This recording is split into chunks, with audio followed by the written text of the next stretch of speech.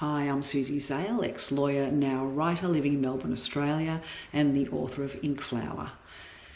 I'm also the daughter of a Holocaust survivor, which I think explains a lot about the book, which is about a 16-year-old girl who finds out that her father is dying and has a story he's never told about his time in Auschwitz. I won't ruin the ending, save to say it's a book about identity, acceptance, kindness, and ultimately learning how to be vulnerable and let people in.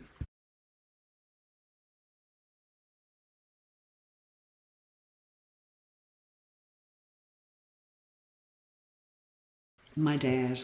The story is fiction, but it's the truest thing I've ever written. Like Lisa's dad, my father was diagnosed with Lou Gehrig's disease and given 6 months to live. Like Lisa's dad, my dad sat us down and finally told us his Holocaust secret. I was 30 at the time, and he never talked about the war, and he'd covered over his number with a tattoo of a flower, hence the title Inkflower.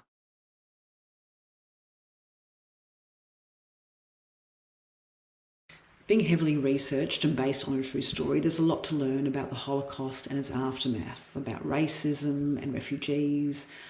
In relation to Lou Gehrig's, there are themes of family relationships and courage, loss and grief. And of course, hope and love are threaded throughout the book. I really wanted to create something healing, something kids could take forward into their lives, a book that encourages tolerance and owning and loving who you are. And then there's all the lessons that my father taught me in his last years, lessons like small acts of kindness can be hugely powerful, and sharing your fears shrinks them.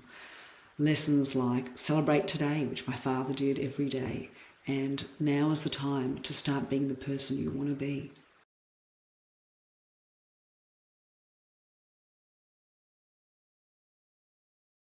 I wrote Inkflower for a YA audience because they're our next generation of leaders, and we're going to need them to be compassionate and empathetic so they can build a world that doesn't hurt so much. I wanted them to understand that though the world can be a frightening place for some, they're capable of great things and they can help in big and small ways. And I know my books aren't going to change the world, but maybe there's a small chance that it might spark the brain of a kid who will.